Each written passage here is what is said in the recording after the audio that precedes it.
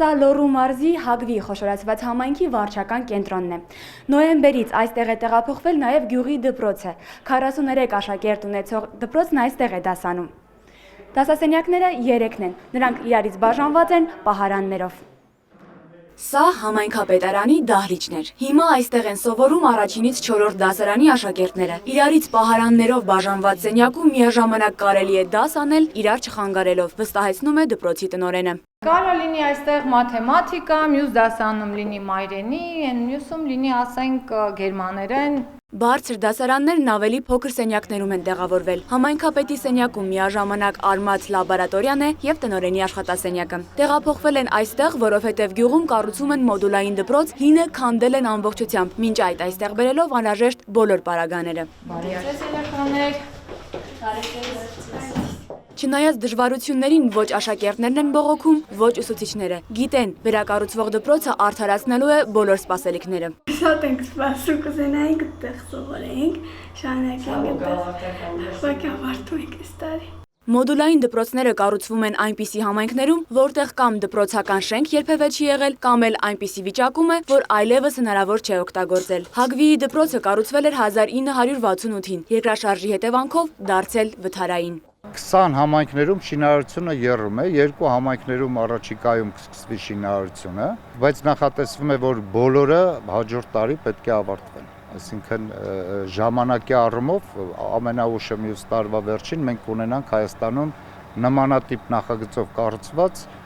ուղիղ 22 այսպիսի հրաշալի կառույցներ։ Մոդուլային դպրոցները կառուցվում են այն համայնքներում, որտեղ աշակերտների թիվը մինչև 140 է։ Մենք դիտարկում ենք մոդուլային դպրոցները ոչ միայն իբրև դպրոց, որտեղ դասապրոցեսը է իրականացվում, այլ իբրև համայնքային կենտրոն, որովհետև մենք համայնքներում ստեղծում ենք մի նոր ենթակառուցվածք, եւ ինչը կարեւոր է ոչ միայն կառուցում ենք շենքը, այլև պետք է այդ շենքերը հագեցված լինեն բոլոր համապատասխան արդիական սարքավորումներով եւ գույքով։ Դպրոցը ոչ միայն շուրջ 500 բնակիչ ունեցող գյուղի կրթական, մշակութային ու սպորտային կենտրոնն է լինելու, այլև հիմնական աշխատատեղին է նաեւ այսօր։ 15-ից 20 հոգի հիմա ունենք աշխատող, աշխատում են, դրանց մի մասը անցյալ տարի, նախանցյալ տարի գնացել էր Ռուսաստան աշխատանքի, բայց այս տարի մնացել է իր լուման ունենա կարելի ասել աշխատանքով նաև մեր դպրոցի համար։ Հագվիի նոր դպրոցը կունենա 6 լսարան, ռազմագիտության եւ լաբորատոր պարապմունքների ամբիոն, փակ դահլիճ, հանդիսությունների սրահ, բաց խաղահրապարակ, նաեւ նախակրթարան։ Ամենակարևորը կառուցվում է դրա հետ միասին ջերմոցային մաս, որը կօգտագործի դպրոցը եւ էներգետիկ